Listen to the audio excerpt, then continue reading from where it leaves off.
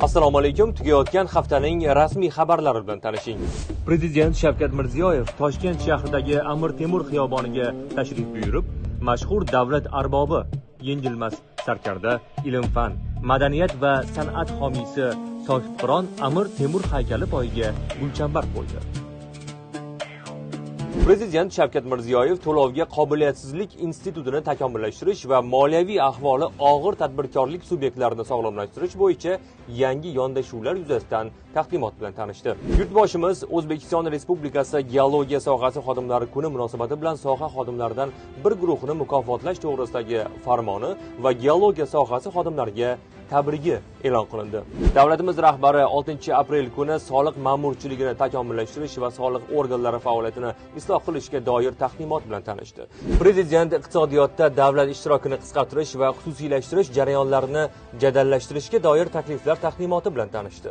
Tanqidiy ruhda o'tgan yig'ilishda sohada hal etilishi lozim bo'lgan masalalar ham borligi ham ko'rsatib o'tildi. Qurolli kuchlar oliy bosh qo'mondoni Shavkat Mirziyoyev mamlakatimiz mudofaa qobiliyatini mustahkamlash va harbiy xizmatchilarni qo'llab-quvvatlash masalalari yuzasidan yig'ilish o'tkazdi. Xususan, 2026-2027 o'quv yildan boshlab muddatli harbiy xizmatga chaqirilgan yoshlarga bir qator imtiyoz hamda kaforatlar berilishi nazarda tutilmoqda.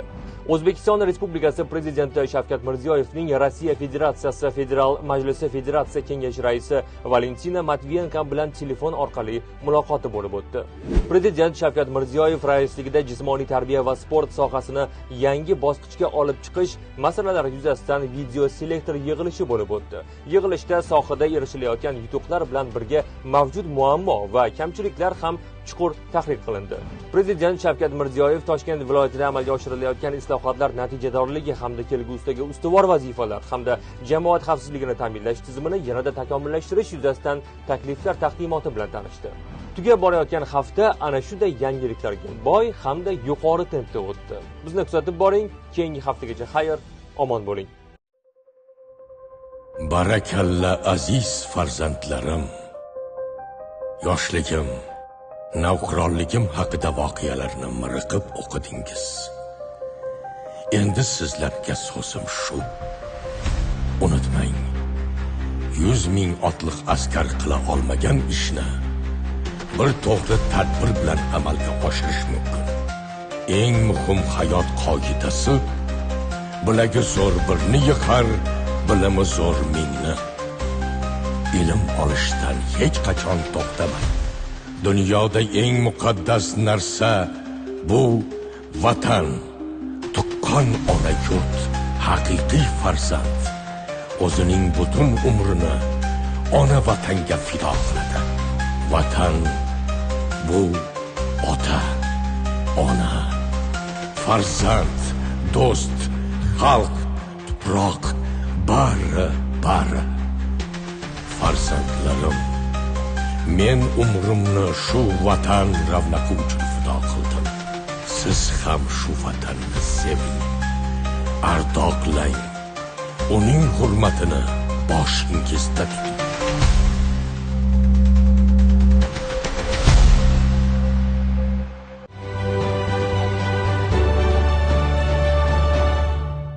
Mana bugungi kunda O'zbekistonda amalga oshirilayotgan demokratik islohotlar, O'zbekistonni butun jahon iqtisodiy, madaniy, informatsion olamiga kirishda eng dolzarb masalalardan biri shunday bo'lib qolyaptiki, xalqimizning ongida, ayniqsa yoshlarimizni ongida intellektual fikrlashni rivojlantirish bu juda ham muhim zaruriyat bo'lyapti. Men o'ylaymanki, mana shu muhim zaruriyat bo'lgan intellektual rivojlantirishda ma'naviyatning roli nihoyat darajada katta. Albatta, ularni vatanparvarlik ruhida tarbiyalashda tarix fanining roli va ayniqsa mana tariximizni ko'zgusi bo'lgan muzeylarimizning roli bu nihoyat darajada beqiyos deb o'ylayman. Shuning uchun ham mana bugun biz Vazirlar Mahkamasi huzuridagi Qatag'on qurbonlari xotirasi davlat muzeyida o'z fikrlarimizni aytmoqdamiz. Bu joylar bir paytlar alvasti ko'prik deb atalgan, hatto kishi kunduzi yolg'iz yurishga yuragi betlamaydigan joylar bo'lgan. Mana shu yerlar bu mustabid tuzum davrini qatlgohi bo'lgan. Eng ovloq joylar bo'lgan mana shu Bo'zsuv bo'ylari. Va mana shu atroflarda 6920 dan oshiq bo'lgan davlat arboblari, adabiyot san'at namoyandalari, oddiy siymolargacha otib tashlangan. Ayniqsa mana elga, xalqimizga mashhur bo'lgan Abdurauf Fitratlar, Cho'lponlar, Abdulla Qodiriylar, Bekafam Bejanaza otib tashalgan. Mana shu hududlarda. Oldin biz bilardik 15-20 chog'lik bo'lgan milliy ziyolilarimiz, jadidlarimiz deb aytardik. Behbudiy, Minavvar qori, Avloniy, Fitrat, Cho'lpon deb hozir yangi nomlar topilyapti. Bizning milliy ziyolilarimiz jondan aziz bo'lgan Turkistonni ko'zini ochish uchun, uyg'otish uchun jonini fido qilganliklarini muzeyimiz ekspozitsiyalari orqali ko'rsatyapmiz. Oliy ta'limni rivojlantirish, eski maktablar o'rniga yangi usul maktablarini ochish, xayriya ko'mak jamiyatlarini tuzish, xalqimizni hamma deylik butun bir Turkistonga yetib borish uchun bizda gazeta, jurnallar bo'lmagan, ommaviy axborot vositalari bo'lgan gazetalar, jurnallarni chop etish va butun deylik xalqimizni ongi yana shuuriga kirib borish uchun biddatlarni, kirdikorlarni ochib tashlash uchun teatr san'atini rivojlantirishimiz kerak deganlarni va shu narsalarga amal qilib haqiqatda mana Mahmudxo'ja Behbudiy bu milliy ziyolilarimiz, jadidlarimizni Padarkush degan asarlarini mana sahnalarga qo'yganlarini, unga havasi kelib Abdulla Qodiriy o'zini baxtsiz kuyov degan mana sahnalashtirgan asarlarini yozganlari. Mana shunaqangi 20-asr mana shunday jarayonlar bilan bo'ldi. Har bir shaxslarni ochib beryapmiz portretini. Mana Samarqandlik Saidrizo Alizoda Samarqandiyni ko'pchilik bilmaydi. Shu yerning ob-havosidan bahramand bo'lib, kamolga yetsang-ku, uni sharafini himoya qilmasang, ona diyoringni oyoq osti qilinishi, tahqirlanishiga yo'l qo'ysang, qayerdandir kelgan bir ajnabiy nobakor o'z vatanini shoni shavkati uchun seni ota-bobolaring qoni to'kilgan yeringni vahshiylarcha toptasayu, qoningni simirsayu, yeringni axlatxonaga aylantirsa, sen hissizlarcha qarab tursang, uni g'oratlanishiga ko'maklashsang, unda sen bu sevimli vatanni sadoqatli farzandi emassan deydi. Hafta davomida qabul qilingan qonunchilikdagi yangiliklar bilan tanishing. Studiyada Surayyo Abloqulova. Assalomu alaykum. Farmonga ko'ra 2027-yil 1-yanvaridan sun'iy intellekt texnologiyalarini joriy etish va axborot tizimlarini takomillashtirish orqali davlat ijrochilari tomonidan qabul qilinadigan qarorlarning kamida 70% avtomatlashtiriladi. Sud hujjatlari va boshqa organlar hujjatlari ijrosini ta'minlashdagi ish yurituv jarayonlari zamonaviy axborot kommunikatsiya texnologiyalari yordamida elektron shaklda yuritiladi. Ijro harakatlari davomida undiriladigan pul mablag'larini taqsimlash jarayonlari raqamlashtiriladi. 2026 yil 1-iyuldan sud hujjatlari va boshqa organlar hujjatlariga asosan davlat daromadidagi o'tkazilishi nazarda tutilgan avtomoto transportlar va ko'chmas mulklar davlat ijrosining qarori asosida to'g'ridan-to'g'ri davlat aktivlarini boshqarish agentligi tasarrufiga o'tkaziladi. Farmonga muvofiq 2026-yil 1-maydan O'zbekiston Respublikasi Prezidenti virtual qabulxonasi axborot tizimiga kelib tushgan murojaatlar bo'yicha nazorat vaqti rejimi o'rnatiladi. Bunda ko'rib chiqilishi belgilangan muddatdan o'tgan murojaatlar ijro uchun avtomatik yuqori turuvchi davlat organiga o'tadi. Virtual qabulxona axborot tizimida murojaatlarni qabul qilishda ular shoshilinch, odatiy, maslahat talab qiluvchi toifalarga ajratish amaliyoti yo'lga qo'yiladi. Nazoratga qaytarilgan murojaatlar 3 ish kuni ichida yuqori turuvchi organlar tomonidan qayta o'rganib chiqiladi. Aholi murojaatlari bilan ishlash bo'yicha davlat organlari va tashkilotlari rahbarlari hisobotlarini Qonunchilik palatasi va Senatda, hokimlar hamda hududiy davlat organlari va tashkilotlari rahbarlari hisobotlarini esa tegishlicha Senatda yoki mahalliy kengashlarda har chorakda kamida bir marta eshitib borish tartibi joriy qilinadi. Davlat organlari va tashkilotlarining axborot xizmatlari xalq qabulxonalari bilan hamkorlikda hududda murojaatlar bilan ishlash holatini yoritadi. Shuningdek, ommaviy axborot vositalari va ijtimoiy tarmoqlardagi murojaatlarning ko'rib chiqilishiga oid e'tirozlarni o'rganib boradi va bu ular faoliyatining samaradorligi ko'rsatkichlariga aks ettiriladi. Qonunchilikdagi shu va boshqa yangiliklar bilan Adliya vazirligining huquqiy axborot Telegram kanali orqali tanishishingiz mumkin. Xayr, salomat bo'ling.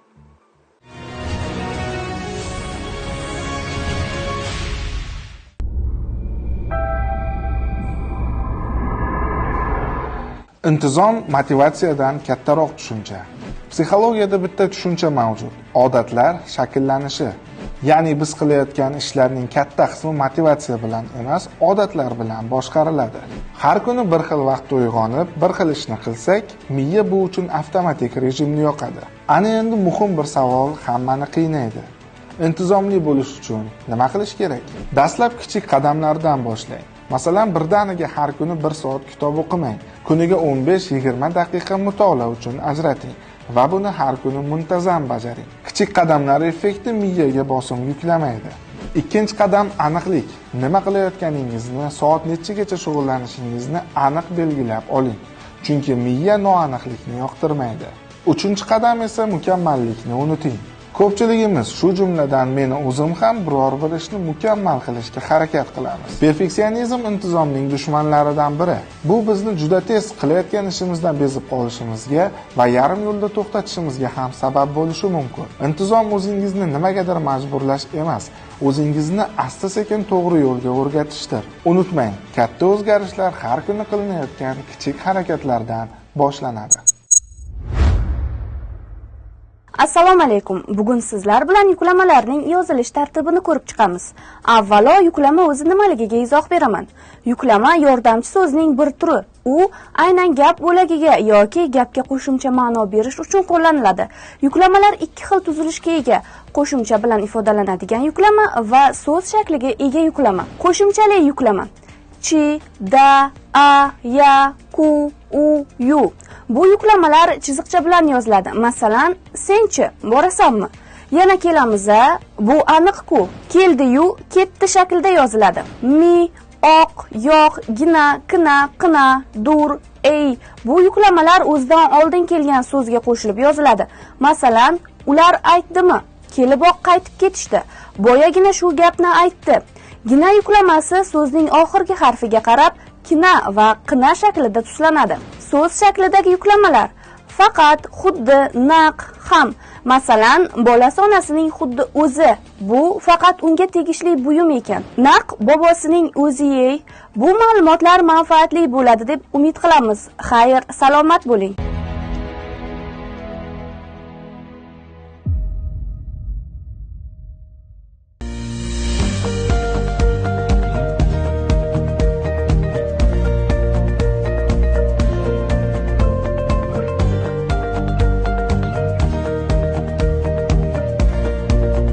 Loyimiz shu Rishtonda turpog'imiz qizil turpoq 45 santimetrdan keyin qizil qatlam chiqadi.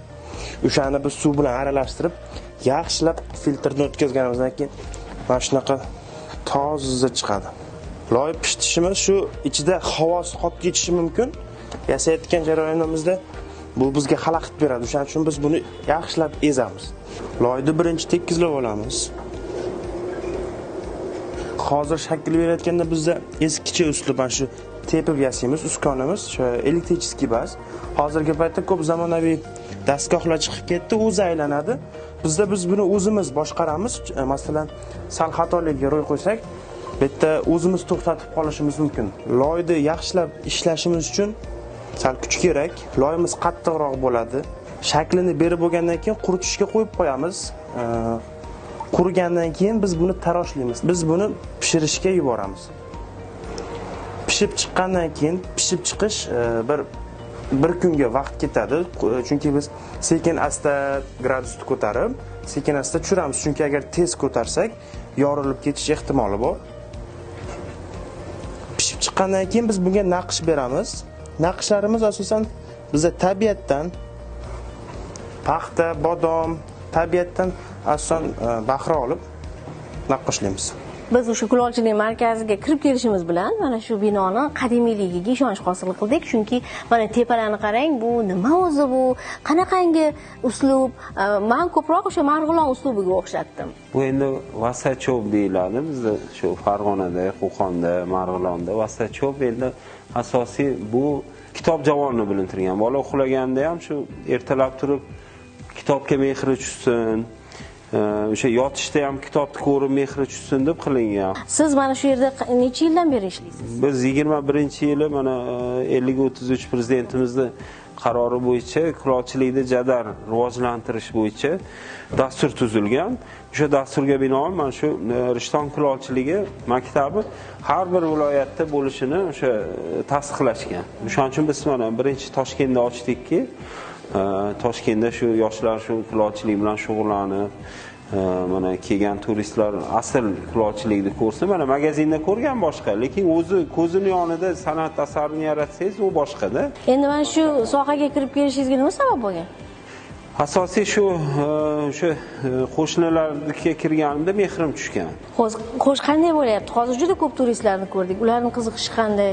Endi kulolchilik bu bilasiz 1000 yildan beri davom etib kelyapti. Ayniqsa o'zbek kulolchiligi dunyoga mashhur. Internet do'konlarda sotyapmiz, chet elda o'sha hamkor magazinlarga ham yuboryapmiz. Siz uchun kulolchilik nima? Kulolchilik bu hayot. Chunki men 6 yoshimdan shogirdga tushganman. 6 yoshimdan mana 40 ga kirgan bo'lsam, 34 yil shu ish bilan shug'ullandim. 34 yil hali ham shug'ullanyapman, chunki bizni buyuk ustozlarimizdan Sharofiddin Yusuf masalan 75 yoshda, 78 yoshda ham chizishganda, shular ko'rib havas qilardimki, bu endi bizning hayotimizning bir parchasi. Shavkat Miromonovich davrida kulolchilik jadal rivojlandi. Bunga qaror ham chiqdi 50-33. Sabab shuni brendga aylantirishdi-da. Ilgari bu unga oddiy qaralgan. Uy ro'zg'ori uchun qaralgan. Hozir o'sha bu har bitta masalan vazirlikka kirsangiz bizni lagan turadi-da. Har bitta posolstoga kirsangiz qo'yiladi. Mana chet eldagi elchixonalarimizda bunga prezidentimizning e'tibori bo'lgandan keyin bu rivojlanib ketdi. Siz nimalardan ilhom olasiz? Men endi tabiatdan ko'proq olaman, chunki gullarimizda ham tabiat tushirilgan. Qaranglar, anorgul bu oila ramzi. Anor bu mevalarning qiroli deb bilaman. Chunki tojisi bilan-da tayyorlashib. Bu keyin o'sha kam davlatlarda ko'rinadigan meva, jannatli guli. Qalampir guli. Qalampir endi yomon ko'zlardan saqlaydi deb qilingan. Eskitdan shular. Keyin suv tushirilgan, obi hayot degan ma'no beradi. Hamma gullar qanaqadir ma'no beradi-da.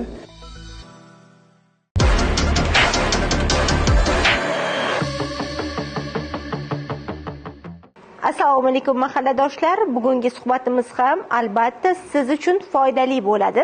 Bugun raqamli mahalla platformasi haqida gaplashamiz. Fozil aka, raqamli mahalla platformasi mahalla tizimi samaradorligini yuksaltirishda qanaqa o'rin tutadi deb o'ylaysiz? Umuman qanday imkoniyatlarni berdi? Assalomu alaykum.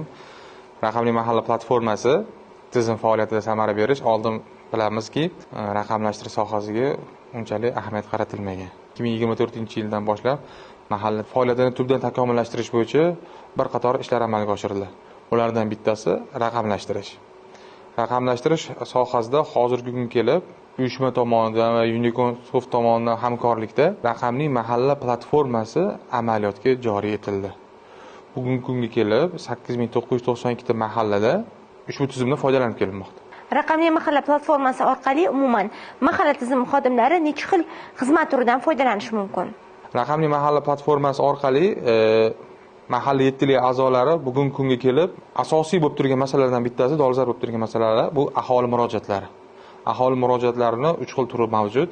Bu o'sha yettiliga murojaat, to'g'ridan to'g'ri yettiliga murojaat yo'llasa bo'ladi. Ijtimoiy murojaat va adliyaga murojaat, ya'ni har qanday huquqiy masalalar yuzasidan fuqarolarimiz adliyaga ushbu raqamli mahalla platformasi orqali murojaat yo'llasa bo'ladi. Bugungi kunga kelib yana qo'shimcha qilib ayta olamiz, yettili tomonidan xonadonbay fuqarolarni muammoli 35 turdagi muammolarni o'rgansa bo'ladi. 35 turdagi 35 turdagi muammolarni aniqlasa bo'ladi. Ya'ni shuni aytib o'tishimiz kerakki, davlat tomonidan ajratiladigan moddiy ko'maklar, moddiy yordamlarni ijtimoiy reyestrga kiritgan holatda fuqarolarimizni bajarilish yoki bajarmaslik holatini aniqlagan holatda ijtimoiy shartnoma modeli joriy etilgan. Bu yettili tomonidan ham shu foydalansa bo'ladi. Ya'ni katta dolzarb masalalardan bittasi oldinlari ilgarilar bo'lmagan, qog'oz shaklida shakllantirilgan davomat tizimi. Shu Vazirlar Mahkamasining 137-sonli qaroriga asosan davomat shakli o'sha jurnal yuritish kerak bo'lgan barcha mahallalarda bugungi kunga kelib esa davlatimizning rahbari topshiriqlariga asosan ushbu tizim to'liq raqamlashtirildi. Yettili a'zolari to'liq davomatdan o'tishi raqamlashtirildi va tabil hujjatlari ham tizimga raqamlashtirib onlayn shaklga keltirildi. Raqamli mahalla platformasini yana ham takomillashtirish uchun qanday rejalar turibdi oldinda? Bizda hozirgi kunda rejalarimiz, ustuvor vazifalarimiz qilib, kuni kecha davlatimiz rahbari tomonidan o'tkazilgan aholi murojaatlari bo'yicha video selektor yig'ilishida shuni ta'kidladilarki, PM ya'ni o'sha xalq qabulxonasi platformasi bilan raqamli mahalla platformasini o'zaro integratsiya qilish masalasi ustuvor vazifa qilib belgilandi. Bu bizga fuqarolar murojaati, aholi murojaatlarini tezkorlik bilan, shaffoflik bilan hal etilishi yuzasidan bir qadam oldiga, ya'ni fuqarolar murojaatlari endi dillikda shaffoflik orqali hal etiladi.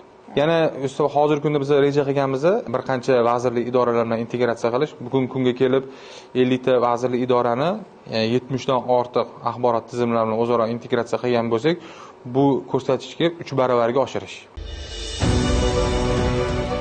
Assalomu alaykum. Bilasizmi sahifasi yana siz bilan. Bilasizmi, yurtimizda buyuk sarkarda bobomiz Amir Temurning bir nechta haykallari bor.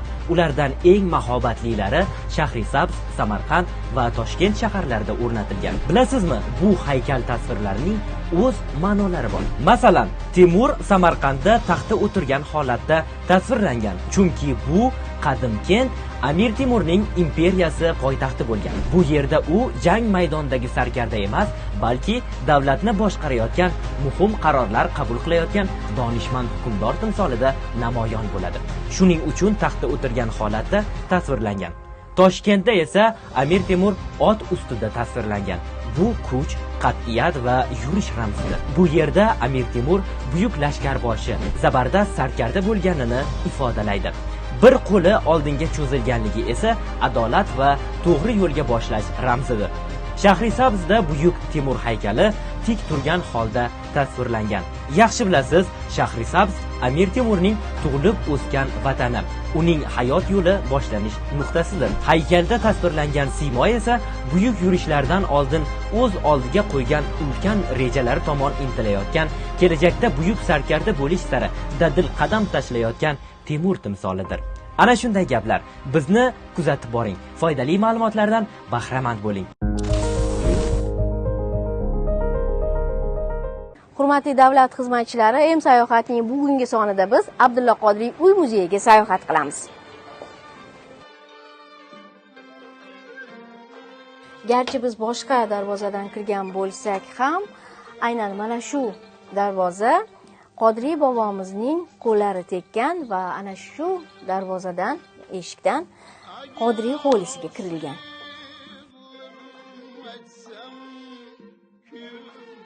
Qodiriy bobomiz bog'dorchilikka qiziqqanlar va ahamiyat bering, hovlining qoq o'rtasida mana shunday shiyponlar tashkil etilgan va unda uzum so'rilar bor.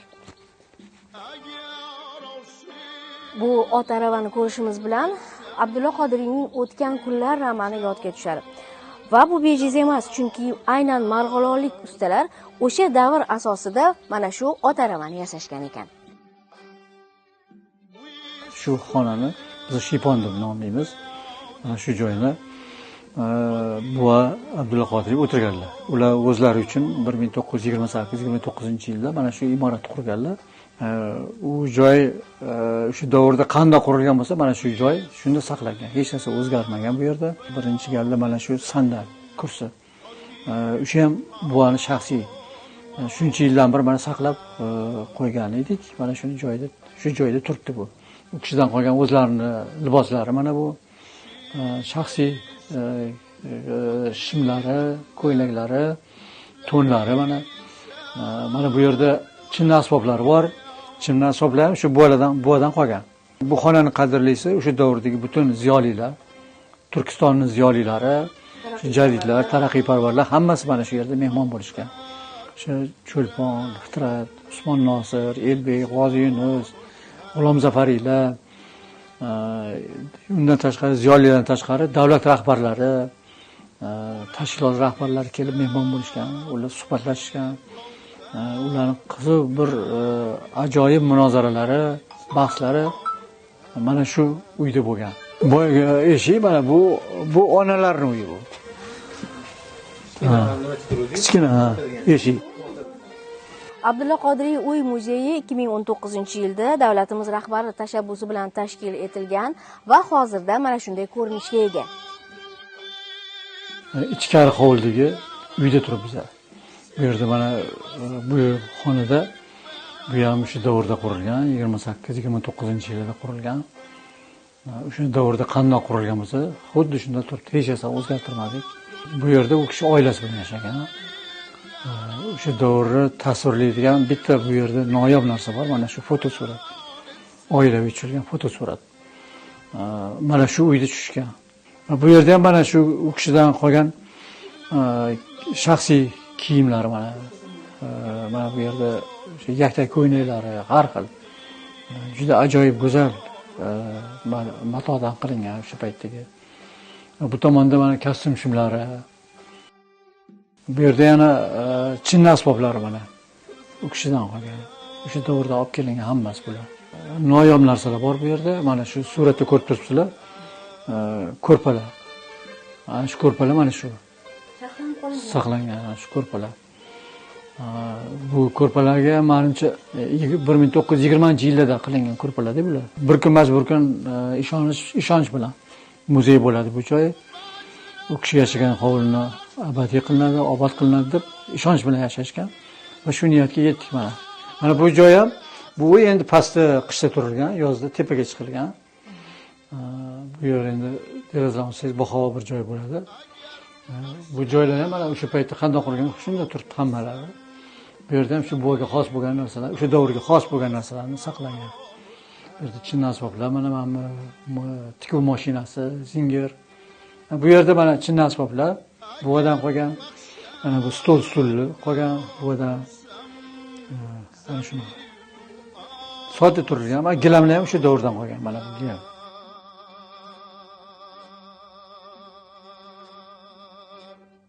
Siyosiy ma'rifat soatining video kontentlarini Telegram sahifasiga ulangan holda doimiy kuzatib boring. E'tiboringiz uchun rahmat.